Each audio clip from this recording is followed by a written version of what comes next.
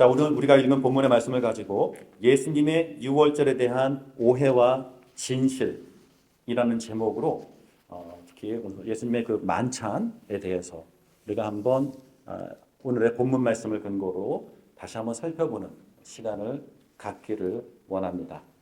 자, 우선 오늘 우리가 읽었었던 본문의 전체적인 흐름들을 좀 간략하게 설명을 드리면서 6월절 만찬으로 우리가 좀 집중해서 들어가기를 원합니다. So as we begin today's passage, let me briefly explain to you the context of today's passage. Now, today's passage begins by anointing. 기름 부음이 기록되어지는 부분부터 오늘 본문 말씀이 시작됩니다. 마가복음 1장 1절 우리 여러분 기억하십니까? 우리가 한번 펴서 한번 읽어보았으면 좋겠습니다. 마가복음 1장 1절입니다. So let us all turn to Mark chapter 1 verse 1 and read out together. 같이 읽을게요. 시작. 하나님의 아들 예수 그리스도의 복음의 시작이라. 이렇게 마가복음 1장은 예수님을 그리스도다 라는 선포를 하며 시작을 합니다. So as we have just read, Mark proclaimed to the world that this Jesus is the Christ. 이렇게 선포를 했습니다. 여러분, do you know what Christ means?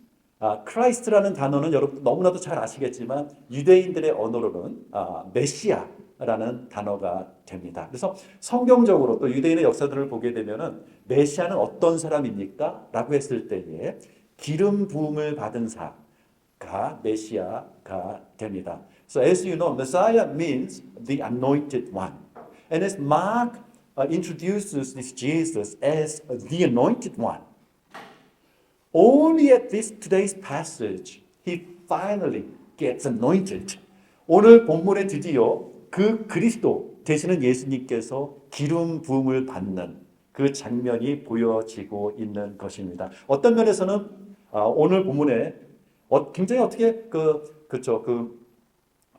문둥병자의 집에서 격리된 사람들, 소외된 사람들이 모여서 그 중에서도 참 비천한 한 여성이 나와서 전체적인 장면은 너무나도 누추하고 낮은 자의 자리, 그 현장이지만 바로 거기에서 오늘 예수님께서는 드디어 그리스도 되시는 기름 부음의 대관식을 지금 하는 그런 놀라운 자리가 되는 모습을 우리가 보면서 본문의 말씀이 시작된다라는 것입니다. So today's passage is like a coronation ceremony where Jesus finally gets anointed and now finally is announced as the Messiah, the anointed one. 자, 그러면서 어떻게 이어집니까? 오늘 본문 말씀이 드디어 가룟 유다가 배반을 하기로 결심을 하고 대제사장들과 함께 어떻게 예수님을 팔아 넘길까를 서로 의논하고 있는 장면이 나옵니다. And now you might begin to wonder, why do we need Judas to betray Jesus? Isn't Jesus already a public figure? Everyone knows who Jesus is. Everyone knows where Jesus is. I mean, isn't it so easy to arrest Jesus if they wanted to?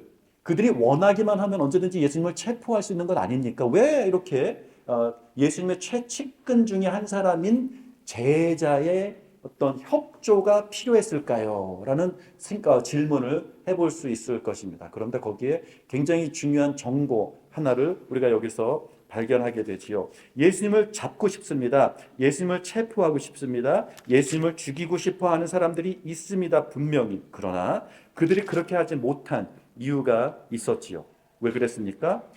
명절이라 너무나도 많은 사람들이 그 현장에 있었기 때문에 함부로 예수님을 체포하지 못하고 이제 여기에 어떤 그 기록이 나오니까 은근히 은밀하게 예수님을 체포할 방법들을 그들이 찾고 있었다라는 구절들을 우리가 읽었던 것을 보게 됩니다. 무슨 말입니까? 지금은 6월절 기간입니다. 우리가 2주 전에 나귀를 타고 입성하시는 예수님에 대한 이야기를 생각해 보았습니다. Few weeks ago, 2 weeks ago, we have thought about how Jesus finally entered the temple by riding on a donkey. 근데 우리가 생각해 봐야 될 것은 무엇이냐면 이 유월절 기간은 어떤 기간이냐면요. 자, 평상시에 on a normal like day-to-day basis, Jerusalem will be filled with about 50,000 people. 한 5만 명 정도의 시민들이 살고 있는 정도의 규모가 됩니다. 그러나 6월절 기간이 되면 5배나 늘은 25만 명 정도가 북적북적거리는 굉장히 복잡한 도시가 되어 버린다라는 것입니다. 그래서 this place is now filled with so many people. 그래서 이 열방에서부터 여러 방법으로 예루살렘까지 찾아온 나그네들도 그 입구에서는 사람들이 너무 많아가지고 다 요즘식으로 얘기하면 차에서 내려서 다 주차하고 그렇죠? 낙이나 마차나 말이나 이런 것들을 다 보면은 이제 감람산 입구 아마 겟세마네 동산 그 정도 지역에 아니면 그 건너편에 우리가 지난주에 봤었던 베단이나 벳박에 하여튼 그런 정도의 위치에 그들이 갖고 왔었던 것들을 다 내려놓고 라이언스 게이트 최소한 거기에서부터는 어깨를 메추고 비집으면서 올라가야 되는 굉장히 복잡한 거리가 됩니다. 거기를 예수님께서 나귀를 타고 올라가는 거예요. 그게 얼마나 이게 뭐야? 아니, 굉장히 참 이렇게 너무너무 복잡하고 이 공간이 협소한 장소인 것을 보게 됩니다. 거기에서 대제사장들이 보란 듯이 예수님을 확 잡아가 버리면 어떤 일이 일어나겠습니까? 예수님을 좋아했었던, 예수님을 믿고 따랐었던 사람들도 많이 있는 상황 속에서 여기서 혹시 폭동이 일어나게 되면 예루살렘 지도자들은 굉장히 곤란한 상황에 처하게 되는 거죠. 명절에 폭동이 일어난다? 로마 군인들이 가만 놔두겠습니까? 빌라도가 관리하는 그 군대가, 그 군단들이 가만히 있겠습니까? 그들은 바로 체포되고 관리되고 처형 당할 수 있는 굉장히 위험한 자리였기 때문에 폭동이 일어나지 않도록 크라우드 컨트롤을 하면서 비밀리에 은근히 예수님을 잡기 위해서는 조용한 시간, 예수님께서 혼자 있는 시간, 그때가 어딘지, 또 그 장소가 어딘지, 이거를 알 수 있는 최측근 그 사람의 신고가, 그 사람의 협조가 필요했었던 상황이었습니다. 그랬을 때 가룟 유다가 와서 내가 예수님 신고해 줄게요 했을 때 이 사람들이 너무 좋다고 이렇게 좋아하며 환영했었던 그 배경은 바로 그런 이유가 있는 것을 보게 됩니다.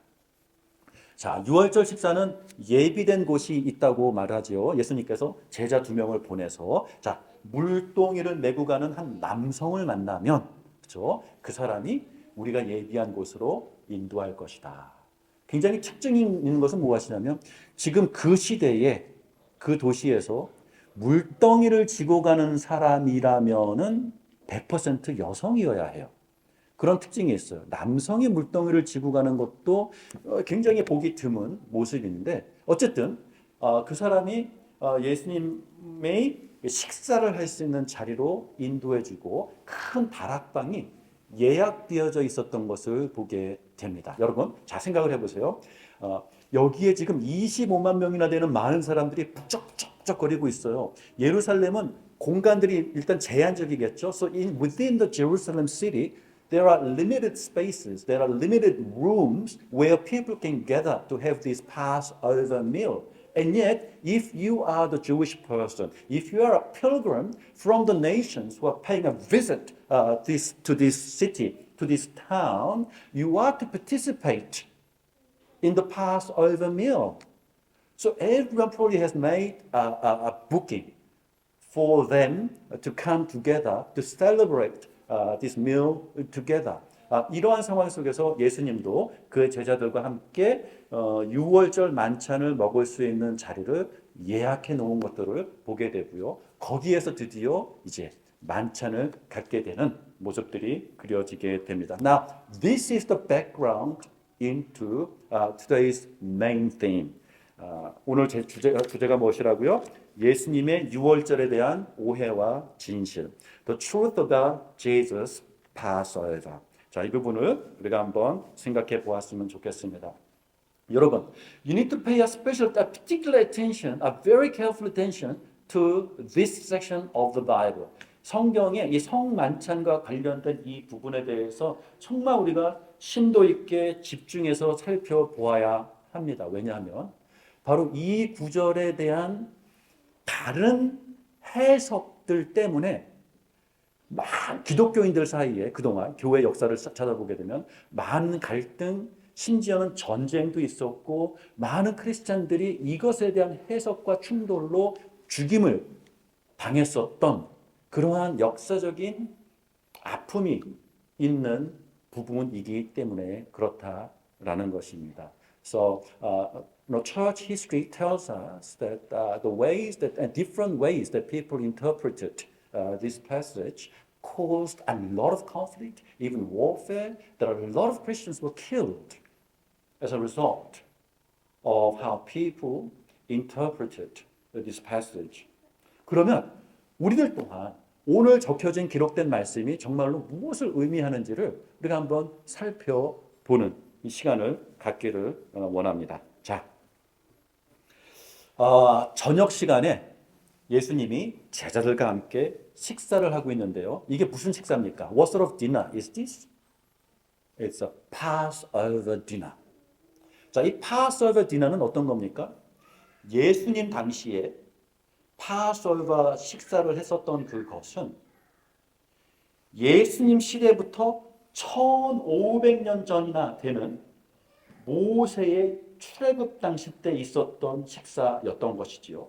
다시 말해서 모세의 출애굽하던 그날 밤 그들이 급하게 허리띠를 메고 떡을 떼면서 먹으면서 급하게 이집트를 탈출해 왔었던 그것을 지금 1500년이나 유대인들은 매년 셀리브레이트를 했었던 식사였던 것입니다. 예수님이 이날 처음 제자들과 함께 한 식사가 아니라 예수님이 하고 있는 이 식사는 지금 그날 저녁에 예수님이 제자들과 함께 하고 있었던 그 식사 자리뿐만이 아니라 그 시간에는 그 예루살렘에 25만 명이나 되는 사람들이 다 똑같은 식의 식사를 각각 지금 다 모여가지고 하고 있는 보편적인 식사였던 것을 보게 됩니다.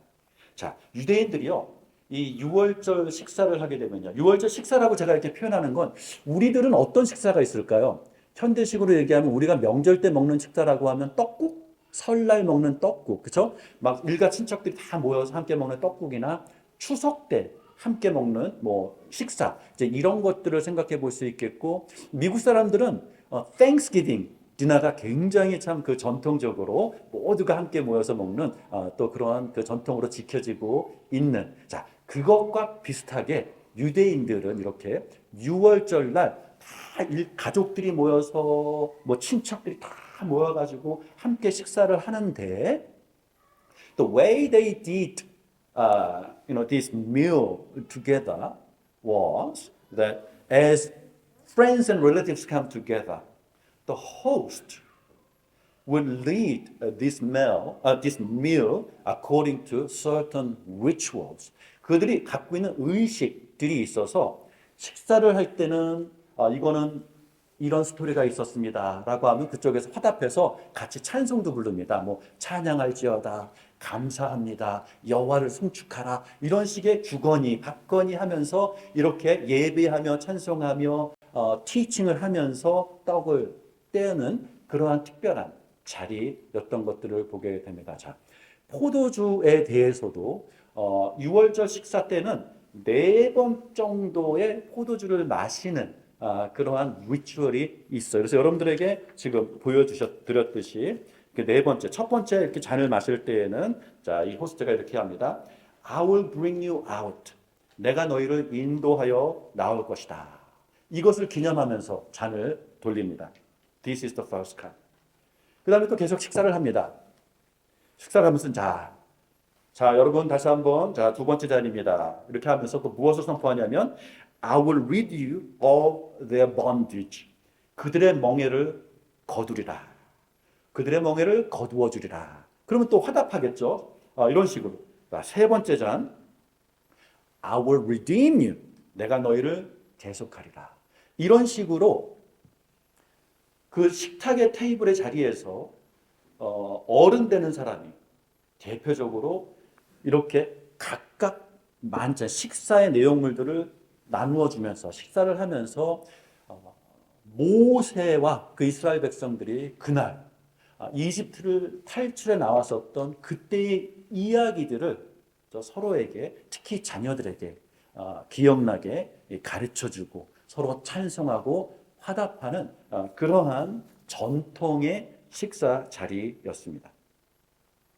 자, 그랬을 때에 예수님께서 어떻게 하십니까? 자, 여기서부터 우리가 이제 집중을 해서 한번 보았으면 좋겠습니다. Jesus begins to speak out certain things as he shares this meal. 첫 번째 예수님께서 어떤 말씀을 하십니까? 22절입니다. 그들이 먹을 때에 예수께서 이 떡을 가지사 축복하시고 떼어서 제자들에게 주셨다. 이거는 그날 밤 모든 식탁에 있는 자리에 있는 유대인들이 다 똑같이 한 거예요. 그날 밤은 그 식탁에 어른 되는 분이 떡을 가지다가 축사하고 선포하고 떼어서 자 먹으세요. 이렇게 나눠주는 자리였어요. 그러니까 제자들도 예수님께서 이렇게 떡을 떼서 축사하고 나눠주니까 제자들도 매년 한 거니까 딱 이제 받아서 하는 똑같은 유대인의 의식 속에서 그 식탁을 자리를 하고 있는데 예수님께서 He doesn't stop there. He speaks out something very different this night. 이날 밤에 굉장히 다른 것을 말씀하시죠. 받으라, take it. 이것은 내 몸입니다. This is my body. 이렇게 얘기하니까 제자들이 이건 좀 다른데? 갑자기 놀라는 거죠. 자, 여기에서부터 어떤 문제가 생깁니까? We have to figure out what it means when Jesus said, This is my body. 이것은 내 몸이라. 이것을 우리가 조금 더 생각을 해봐야 할 필요가 있습니다. 첫 번째, 자, 받으라. 이렇게 하죠. Take it. 무슨 뜻입니까? 받아. 그래가지고 catch it. 이게 아니라 이거죠. take it은 뭐냐면 받아서 먹어라 라는 말이죠. 그래서 take this and eat it. And as you eat it, this is my body. 너희가 먹는 이것은 지금 나의 몸이다. 이렇게 설명을 하고 있는 것입니다. 내 몸? 이게 예수님의 몸이라고? 그러니까 제자들은 거기서 귀를 기울이고 이렇게 듣는 거죠. 자, 여기서 우리가 이것은 이라고 했을 때 그 이것은 이 무슨 뜻인지를 한번 생각해 보아야 합니다. 뭡니까? 우리가 보편적으로 생각할 때 빵이라고 생각하겠죠. 한국말로는 떡이라고 번역했지만 when Jesus said this is body, this는 the bread that Jesus is now breaking and sharing to the disciples. 이렇게 생각을 할 텐데 아닐 수도 있어요. 왜냐면 성경에서 빵은 그 그래마를 보게 되면 이제 물건마다 젠더가 있는데 빵은 masculine이에요. 남성이에요. 근데 예수님께서 말씀하신 this는 neuter예요. 중성이에요. 문법이 안 맞아요. 그러니까 빵을 떼시면서 남성형이라면은 남성형의 말씀을 this 남성형인 this를 사용해서 이거를 상징하면 되겠는데 그게 아니었던 거예요. 자, 그러면 마크가 그릭을 잘 몰랐나?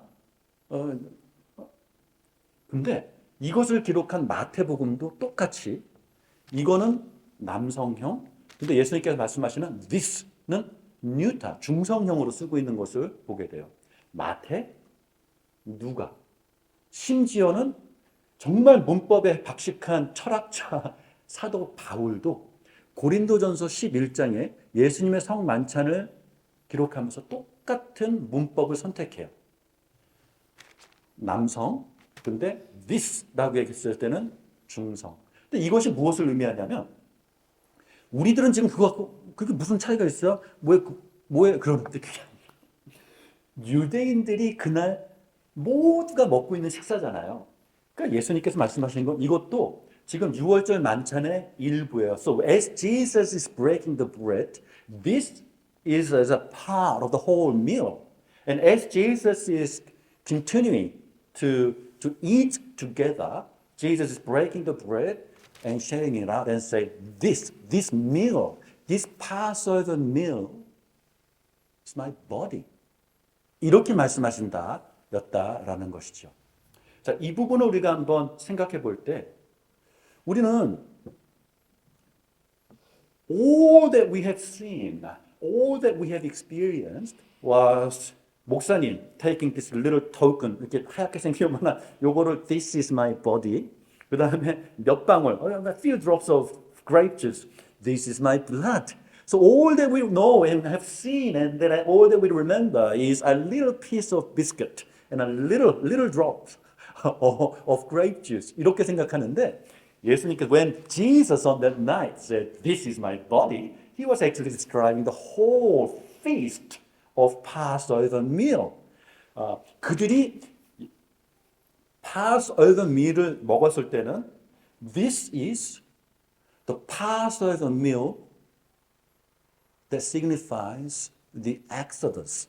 출애굽의 유월절 이었던 이 식사를 예수님께서 이날 밤 처음으로 이 식사는 내 몸의 유월절이다 라고 말씀하시는 그 부분이 되는 것을 보게 됩니다. 두 번째 When Jesus said this is my body 그거를 1500년 그러니까 예수님 이후에 지금 2000년이 지났잖아요. 그동안 교회는 또 신학자들은 또 여러 종파들은 너무 다양한 해석을 하고 그것 때문에 서로 자기가 맞다고 싸우고 심지어는 당신이 틀리다라는 것을 지적하면서 죽여버리기까지 하는 너무나도 가슴 아픈 역사가 있어요. 그런데 이 질문을 한번 해봐야 돼요. On that night, on that meal table, with the disciples together having the same meal. 식사라는 그날 자리에서 예수님께서 자 이것은 내 몸이다 라고 말했을 때 그 제자들은 그걸 어떻게 이해했을까요? 이게 진짜 예수님의 목이야? 이건 예수님의 손가락인가? 예수님의 이거 이렇게 생각했겠어요? 아니죠. It's a symbolic expression. 그렇죠? 상징적으로 얘기한 것을 보게 됩니다. 성경은 그런 식으로 많이 얘기하는데요. 하나, when Jesus said, I am the good shepherd. 나는 선한 목자다라고 말씀하셨을 때 여러분 혹시 여러분 중에 이러한 질문 해보신 적 있는지 모르겠어요. I'm wondering maybe some of you might have questioned this. Jesus is lying. He never was a shepherd. 예수님은 목자셨던 적이 없어요. He was a carpenter by trade. 예수님은 목수셨거든요. When Jesus said, I am the carpenter, 이러면 이해가 될 텐데 why did he say, I am the good shepherd? 상징적인 거죠. 더 나아가서 when Jesus said, I am the way. 그럼 예수님께서 suddenly did it turn out to be a cement and asphalt? 시멘트는 아스팔트로 변하는 게 아니잖아요. It's a symbolic thing. 그런 면에서 오늘도 This is my body 라고 했을 때에는 이것이 진짜 이 빵 쪼가리가 진짜 예수님의 살이 되고 그래서 내가 진짜 예수님의 살을 먹는 이것을 의미하는 것이 아니다라는 부분을 굉장히 분명하게 우리가 여기서 짚어봐야 할 굉장히 중요한 부분이 됩니다. 자, 21절, 22절을 또 다시 한번 23절, 그렇죠? 23절. 또 잔을 가지사 감사기도 하시고 그들에게 주시니 다 이를 마시매 이르시되 이것은 많은 사람을 위하여 흘리는 나의 피 곧 언약의 피니라. 23절. Then he took a cup and when he had given thanks he gave it to them and they all drank from it. This is my blood of the covenant which is poured out for many, he said to them. 이 부분도 한번 생각해 보았으면 좋겠습니다. 자, 여러분, 언약의 피가 뭔지 아세요? Blood of the covenant. 우리들은 잘 모르는데 6월절에 그 식사를 같이 하고 있는 사람들은 다 알았어요. 자, 모세 때에, 자, 그 주보에 제가 프린트를 해드렸죠. 여기 출애굽기 몇 장이에요? 몇 장이라고 나오죠? 여기 24장 6절에서 7절을 보게 되면은 어떤 표현이 나오는지 한번 다 같이 한번 읽어볼게요. 주보에 프린트 드렸죠. 자, 시작. 여호와께 소로 번제와 화목제를 드리게 하고, 자, 모세가 피를 가지고 반은 여러 양푼에 담고 반은 제단에 뿌리고 언약서를 가져다가 백성에게 낭독하여 듣게 하니 그들이 이르되 여호와의 모든 말씀을 우리가 준행하리이다. 자, 그 다음을 보세요. 모세가 그 피를 가지고 어떻게 했다고요? 백성들에게 뿌렸다 라는 표현이 나옵니다. 그러면서 어떻게 말해요? 이는 여호와께서 이 모든 말씀에 대하여 너희와 세우신 언약의 피니라. 이런 표현이 나옵니다. 자, 이 언약의 피, 이 세레모니에 참석했던 사람들은 갑자기 어떻게 됩니까? 모세 피를 뿌리는 거예요. 백성들한테. 피를. 그러면 가만히 서 있다가 아멘 하면 얼굴, 옷 다 소피로 범벅이 되는 자리가 되었던 것들을 성경이 기록하고 있어요. 여기서 예수님께서 하신 말씀을 다시 한번 볼게요. 이것은 내 피다 라고 말씀하신 건지, 마가복음은 이것을 어떻게 얘기하고 있습니까? 다시 한번 읽어보면, 자, 잔을 가지시사 감사 기도를 하시고 그들에게 주시니 다 마셨어요. 이미. 자, 이건 아까도 말씀드렸듯이, 아까 제가 주보에도 말씀드렸죠?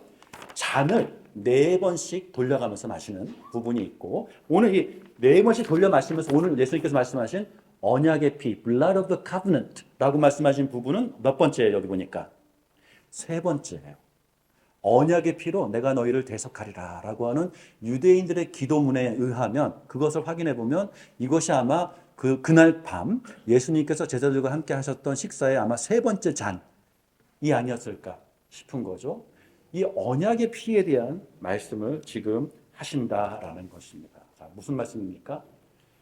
포도주가 예수님의 피로 변했다라고 해석하는 것이 맞는지, 아니면 모세가 그때 했었던 것 무엇입니까?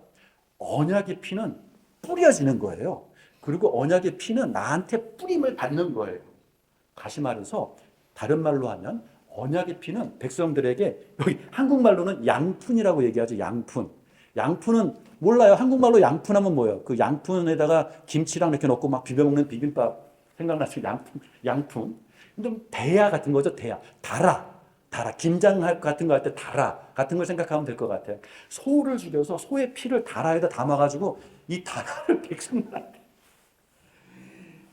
이 뭐니까 쏟는 거예요. 쏟는 거. pouring out. 그래서 예수님께서 지금 제자들에게 이것은 내가 너희에게 쏟아내는 나의 언약의 피다. 이렇게 말씀하고 있는 것을 보게 됩니다.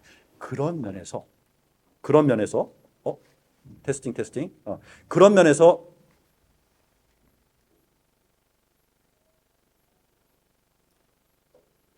배터리가 소리가 안 나도 이거 녹음해서 그런 면에서 우리가 생각해 봐야 되는 것은 포도주가 피냐 아니냐를 논하는 문제가 아니라, 지금 예수님의 피에 대한 초점은 우리에게 쏟아지는 것, 그 피가 우리한테 쏟아짐을 우리가 당하는 것, 그리고 이 쏟아짐이 있을 때 이 쏟아짐은 언약의 피가 된다라는 것.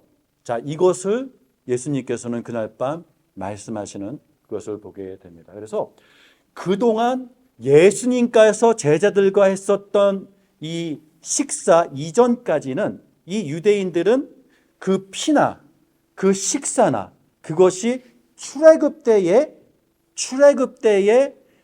마지막 날 10번째 심판이 있었던 그날 밤에 했었던 식사를 기억하면서 모세가 출애굽이 이집트에서 이것을 기념하던 식사의 자리가 이제는 예수님께서 나의 몸이 그리고 나의 피가, 오늘 먹는 이 식사는 그런 면에서 예수의 유월절이 되는 것을 너희들이 기념해야 할 것이다 라고 가르치시는 새로운 유월절을 예수님께서 지금 선포하시는 그러한 모습을 보게 됩니다. 자, 25절을 볼까요? Look at verse 25. 그렇죠? 진실로 너희에게 이르노니 내가 포도나무에서 난 것을 하나님의 나라에서 새 것으로 마시는 날까지 다시 마시지 아니하리라.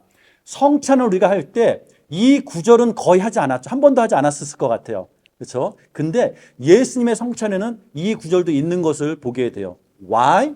어렵지 않은 거죠. 요 25절은 네 번째 잔이 되는 거예요.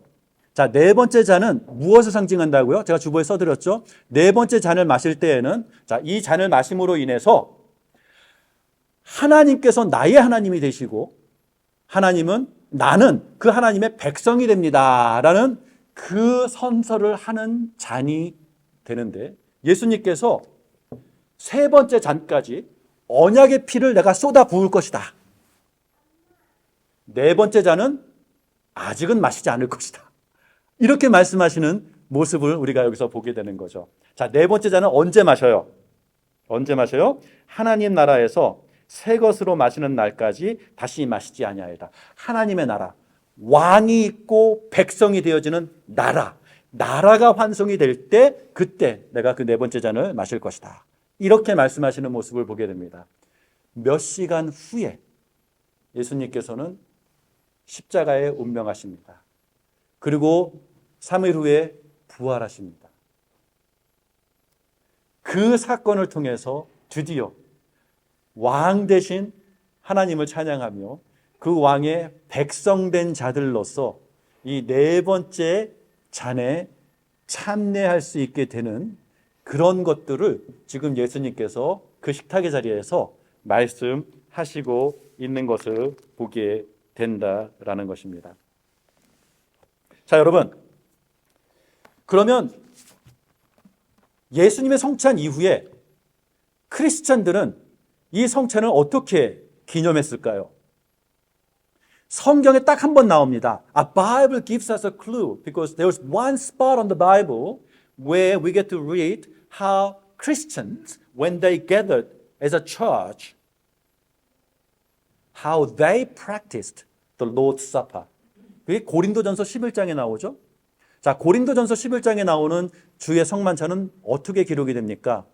우리가 요즘 하듯 비스켓 하나를 또 이 포도주스 하나를 이렇게 나눠주는 자리였습니까? 아니었습니다.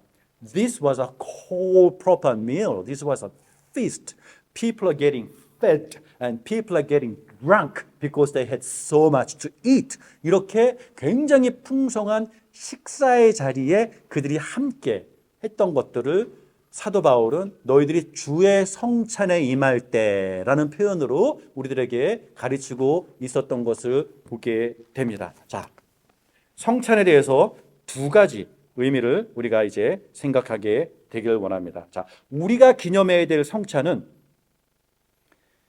이게 진짜로 예수님의 살이 되는 거냐, 어느 빵을 먹어야 되는 거냐, 이건 좀 틀린 빵이죠. 유대인들이 보면 이건 틀린 빵입니다. 이거는 이미 이스트가 들어간 부분이 있기 때문에 레베니스 브레드처럼 이게 무교병이라고 하죠. 이스트가 들어가지 않은 평평한 빵을 먹었어야 됐어요. 그게 이제 진짜 프로파 빵이 되는 거죠. 왜 그래요? 뭐냐면 출애굽을 하던 그날 밤 너무너무 바빠가지고 they had no time to wait for the yeast to work on a dough. 시간이 없었기 때문에 그냥 도를 그대로 그냥 익혀가지고 먹어서 딱딱한 크래커처럼 딱딱한 빵 밖에는 먹을 수가 없었던 바쁜 저녁이었기 때문에 그게 이유예요. 자, 그런 면에서 그때 유월절은 그랬지만 자, 오늘 우리가 성찬의 자리에 임할 때에 기억해야 될 것은 예수님께서 말씀하신 25절을 우리가 오늘은 특별히 기억했으면 좋겠어요. 네 번째 잔을 기억하면서 오늘 주의 성찬에 참여하는 우리는 이 잔을 마심으로 인해서 하나님께서 나의 하나님이 되시고 나는 하나님의 백성이 됩니다. 여기에 제가 참여합니다. 라는 고백을 하는 자리가 되었으면 좋겠습니다. So as you participate in the Lord's Supper tonight, it will be a great occasion for us to actually, say the fourth praise, saying, as I participate in the Lord's Supper, I recognize you God as my king and I as part of your people. 그래서 나라는 한 개인이 혼자 in isolation 성찬을 참내는 것이 아니라 내가 주의 백성들과 함께 주님을 우리의 왕으로, 나 또한 주님의 함께 된 백성으로서 참여합니다 라고 하는 두 번째 의미죠. 공동체의 의미가 있는 것을 보게 됩니다. 그래서 우리가 기도할 때도 성령님의 교통하심, the fellowship of the Holy Spirit 이라는 표현들을 쓰게 되는데, 우리가 성찬에 참여할 때 바로 정말 성령님의 교통하심 가운데에 우리는 한 백성이 되어 함께 하나님을 나의 왕으로, 우리의 왕으로 선포합니다를 고백하는 그러한 자리가 되는 것. 이것이 바로 예수님의 유월절을 기념하는 방법이 된다라는 것을 우리가 한번 생각해 보면서 이 시간 찬송 함께 한 곡 부르고 성찬의 자리에 함께 참여하도록 하겠습니다.